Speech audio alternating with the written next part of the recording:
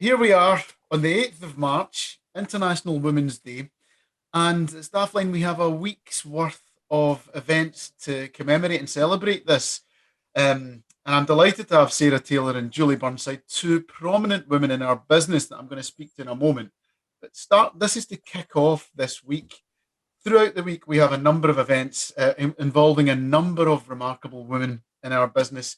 Um, and we're going to kick this off today, but on Tuesday, we'll be talking to an external lady called Danielle McLeod, who has had a remarkable career and she's very, very inspirational. And she's a writer of many, many books. So she inspires many females and women through their careers and has got them going.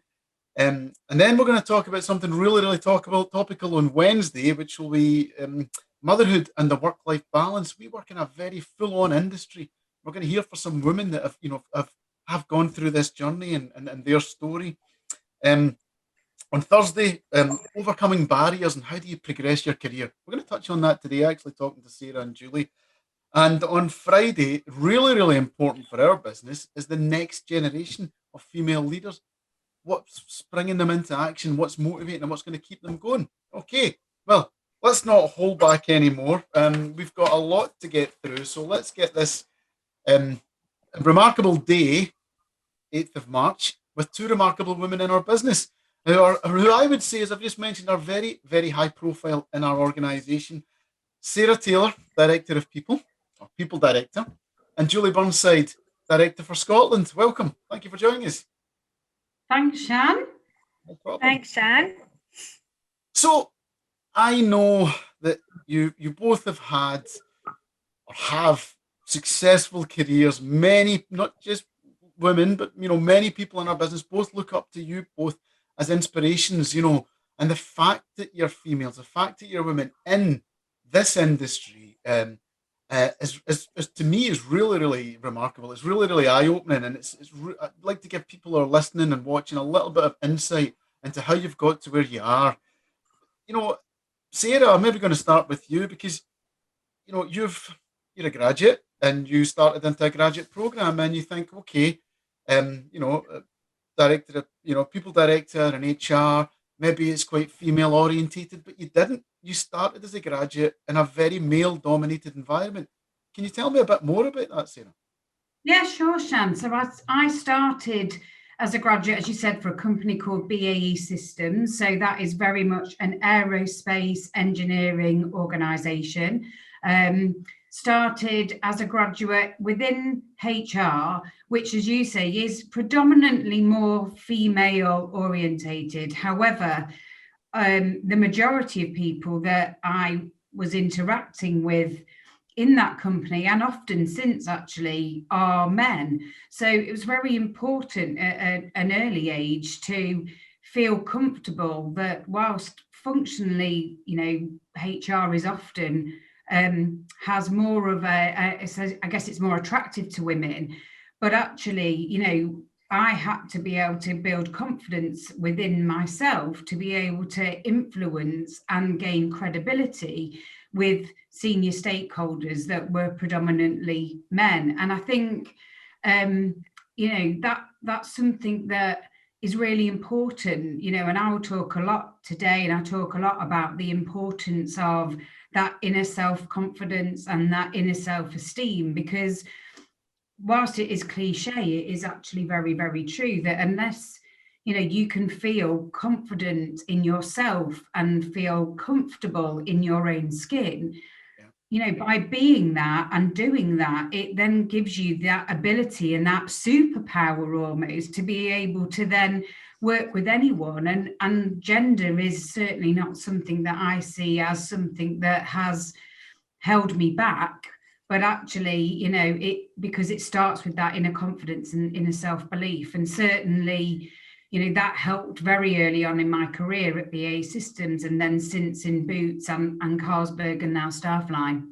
So that's like, it's a real, I don't know, it sounds to me like a bit of a baptism of fire for you, Sarah, starting off in that path and getting yourself, like you say, that confidence, that self-belief, which shines through in you, Sarah, to be honest with you, knowing you, which is great to hear. Julie, you started your career as a graduate as well. in a very male dominated environment. But I know a lot about your background, having worked with you for so long, Julie, that you've come fresh out of uni, and similarly, or akin to Sarah here, you're recruiting in heavy engineering environment. So you're going into customers and dealing with customers. Can you tell us a bit about your experiences and how that started you off?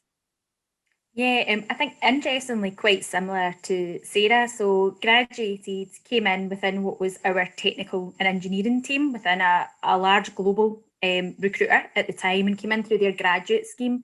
And I remember it being quite a male-dominated environment, male-dominated in the hiring managers that you were dealing with. So whether that was engineering managers, production managers, maintenance managers, similar to what Sarah said, HR, we had a number of HR clients, but again, quite female orientated there from that aspect. But I remember coming in that graduate and having to feel at the start, having to work really, really hard to be able to prove myself to those clients. And I think one of the examples, I remember having an engineering client who I built a great relationship with over a period of time. But at the start, he saw this fresh graduate, and I remember it was around about drafts people that he was looking for, and so they're designing and drawing, and him questioning me about my ability to be able to recruit that type of skill set for him, and me having done the research and understood the role and understood the type of characters he was recruiting for, was able to push back and then successfully place that permanent role with him. And that, I think, then increased his confidence in my ability to recruit for his business. And we ended up forging a great relationship over a number of years, where I recruited exclusively for him in a number of roles in that engineering environment. But I do remember him questioning me about, what do you know about recruiting that? And looking at me like, oh my goodness, what is she going to do? And me having to stand my ground and be quite firm and be confident in my ability that I could then recruit for that discipline and successfully placing it.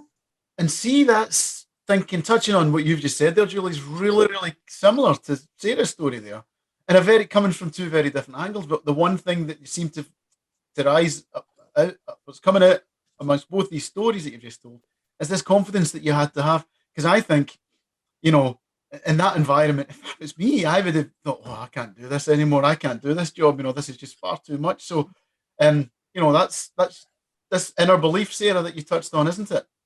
I think it's so important, and I think that is both the same for men and women. And I think, when I'm interviewing people, often we talk about how do you build rapport, how do you build credibility, because if you are working with an individual, then credibility is extremely important, but that only comes through self-confidence. And I think my biggest passion, the one thing that I think is so important, and one of our values actually at Staffline is about be authentic.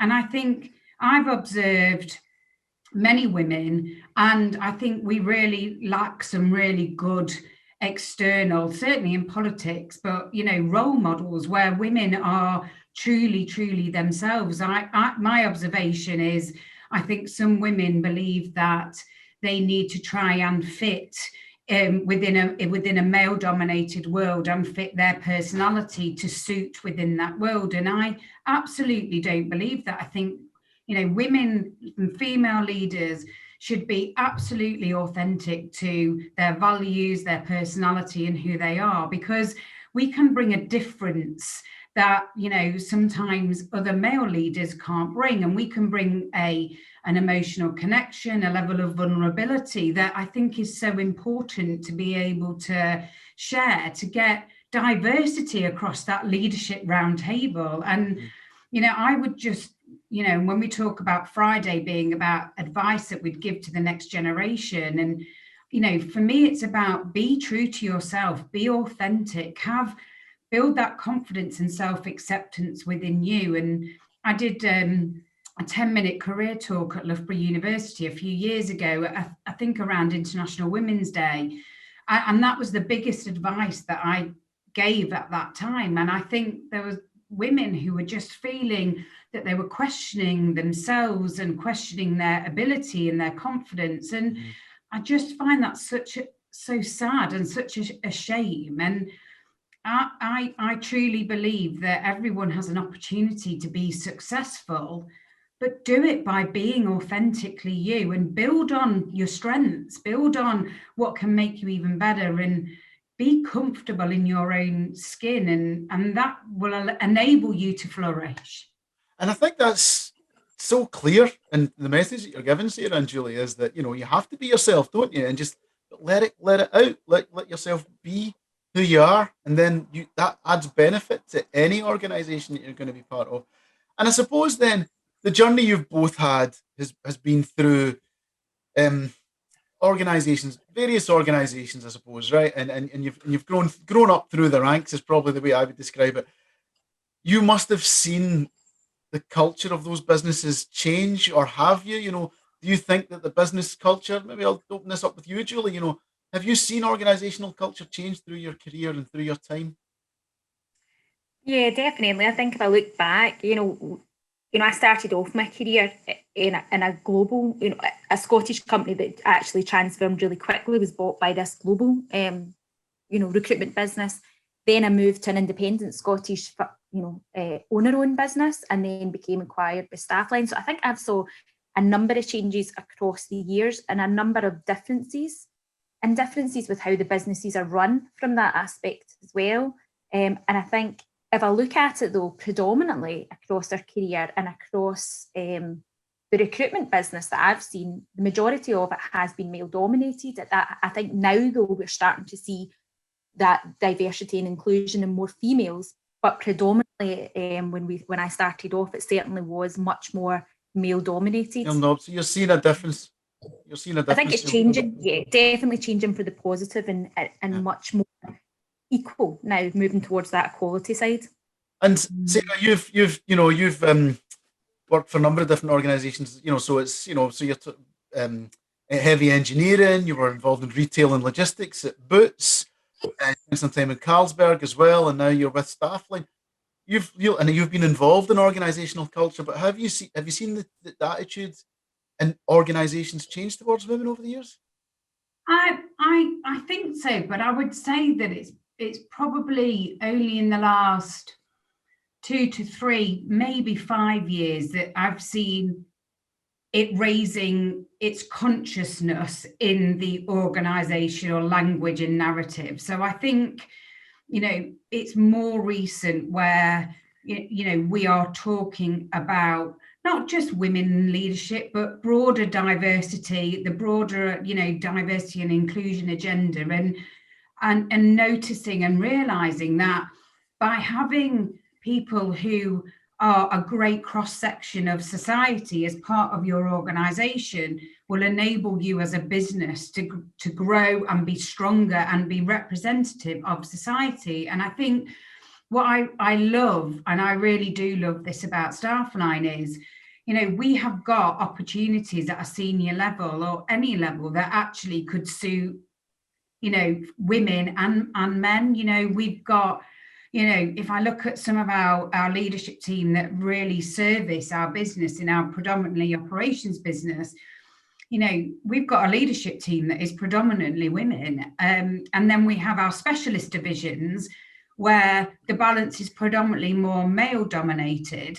But actually across that, both under our managing director, Frank, but also then that next level of direction, we've got a real balance. And actually, we've got more women in our organisation than men. Mm-hmm. And I think that's possibly, for me, something really brilliant, because it shows that there are opportunities for anyone to progress. We've recently, promoted a woman and a man into a director role. We've got real balance across that leadership table. And I think for anyone wanting to join Staffline or, in recruitment, there are equal opportunities for both men and women. And I think that's the first time I've probably felt that mm-hmm. in a number of years. And certainly when you have a managing director that we do, in Frank, he absolutely wants us to celebrate diversity and really make some commitments as an organisation to how we are going to continue to do that. And that for me is refreshing, and probably the first time I've experienced that that commitment. So certainly, you know, the last few years, I think it's more conscious. Wow, and that shows you where we've got to then as a company and as a business, and it's so good to hear it from you, Sarah, as people director, because that's instrumental, you know, in creating that diversity. But to hear how diverse our business is and how successful it actually is now, um, probably will be music to the ears of some people in the company that want to really progress or feel that they have got opportunities coming. And this is where I suppose I'll kind of ask you then, Julie. You know, you're talking about in this profession, so in our sector, in our industry, um, do you think it's been difficult for women to get promoted in the past, or has it changed? You know, Sarah's just mentioned it seems quite dramatic how things have changed. Yeah, I think it potentially has been before in the past. And I think, you know, just taking Scotland at the moment and what we're talking about there, if you look at the region, we've got in our leadership team within Scotland that reports into myself, you know, I've got 9 direct reports, 5 of those are women now and 4 of those are men. So we have a very, you know, good split from that aspect as well. And actually a great split in terms of strengths between each of those characters as well, and how they can complement each other regardless if they're male or female from that perspective as well. But I think what Sarah's talking about as well, I think women look at it and think about how do they progress themselves, what opportunities are there, and how does it fit in within their life, their work, you know, their home life, their working life as well. And that all has an impact on them, I think, in making that decision. But I would agree with Sarah in regards to the opportunities are there regardless of whether you are male or female, and it's about what you want to do in your career and how Staffline can support you with that. So really then, you know, that kind of ties in really clearly with what you were talking about, Sarah. This is, I don't know, it's a meritocracy. Is that the right word? I would say that, you know, you just be good, be yourself, be confident, be open, be honest, fit in with the values, and the opportunities will be there for you. You know, don't hide Yeah, from them. yeah, absolutely, absolutely. And as I say, I love the fact that one of our values is about be authentic. And I think, you know, so often, as I said before, we think that there's this, you know, get it off the shelf, what a director should look like and how they should be. And that is absolutely not what we're about here at Staffline. It is about absolutely, you know, being authentic, playing to your strengths and being the best version of you that you can be. And, you know, and being open to opportunities that come along. And, you know, we want to support you. You know, every single person in Staffline will have a development plan. Yeah, we absolutely want to support people successful and progress where they want to do so and where that's right for them to do so. Great. That's just, you know, feels positive. It feels really, really good. There's a nice buzz about what we're talking about, guys. And this is absolutely brilliant, brilliant. And you know, both of you are leading fairly large teams. And mentioned at the start, fairly high profile roles that you've got. You know, so you know, people are looking to you both for different reasons, but for you make decisions, quite hard decisions. And you're leading teams that are diverse. You know, you've mentioned this, Julie. You talked about, you know, your team, your direct reports. I must say, I am one of them. So I'm going to ask you this question then. So, you know, do you find, and have you found, first of all, Julie, resistance when you're leading men? You know, have they been difficult, or do they accept it? I hear stories. You know, I've heard stories and seen it before, particularly in my recruitment career, about female leaders having difficulty because they put men that work for them put up barriers or maybe overlook for promotion, and I've seen that through the companies I've dealt with in the past. Would you say you've seen that as well? I would say that I've seen it in clients that I've been dealing with before in the past, and that I've been recruiting for and recruiting certain positions potentially into them before.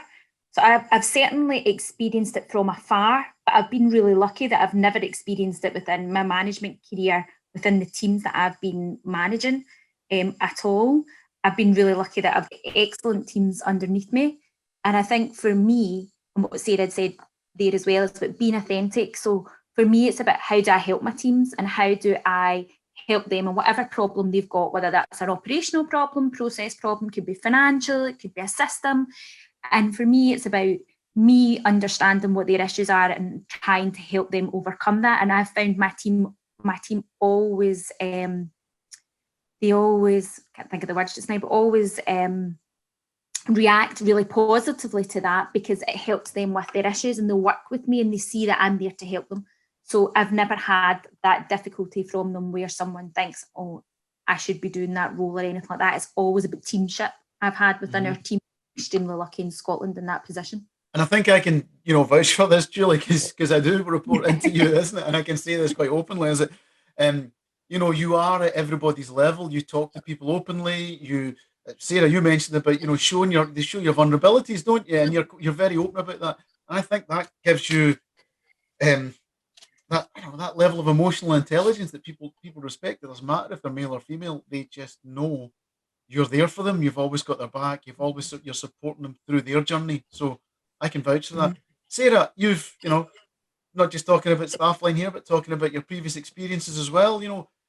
You've worked in the logistics sector, haven't you, as well, which I know is very male dominated. And so how have you found that? If I ask you that question about how you felt about, have you been treated by the males that have worked for you or around you in those environments?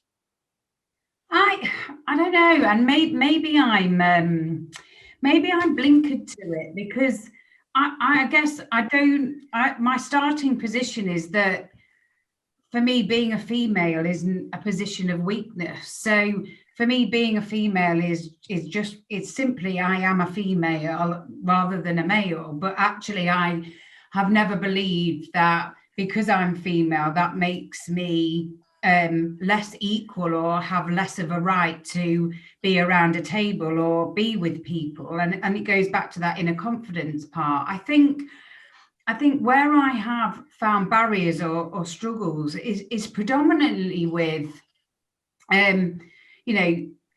with more senior men, where, there can be a little bit of being patronized, or they might, it might not be what they say, but how they say it, or there could be some level of, often I found men, if they use an expletive, for example, they will apologize because I'm a woman, or be around their tone or their language and what they're talking about, their banter, where they might necessarily, apologize for what they say and how they say it, because I'm either the female or, worst of all, I'm HR, because obviously, being in HR, you're a function rather than an individual. That's a tongue in cheek there.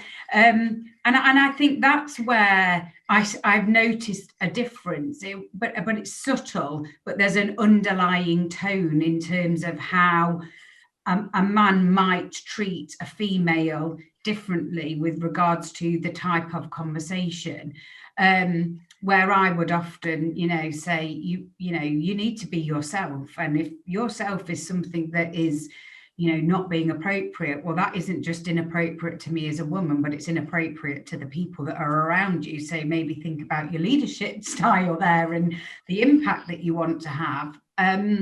But I'm a bit like Julie, and I think I start from a place of wanting to treat people with a level of respect and how I would like to be treated. And I, recognize that everyone in my team or who I work with are different. And I start from probably trying to understand who they are, but also make it very clear who I am and what's important to me. And then we agree ways of working. I think that should be true of any leader, male or female. And I certainly have never had to feel that I should ever apologize for being female. And I just start with, this is me. Yeah.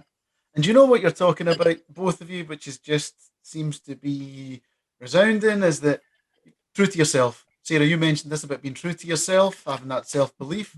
And that's at the core of the success of both of your careers. So two remarkable women that we have in Staffline, and I'm delighted to have spoken to you about this. A remarkable week as well. So Sarah and Julie, thank you very much. As we wrap up today, on International Women's Day. We're going to have a lot more to discuss through the course of this week, as you've heard at the start. So tomorrow, Danielle McLeod from Remarkable Women will be talking about, or holding a webinar. Sorry, we're giving a lot more detail, which you can log into, and the details will be following through.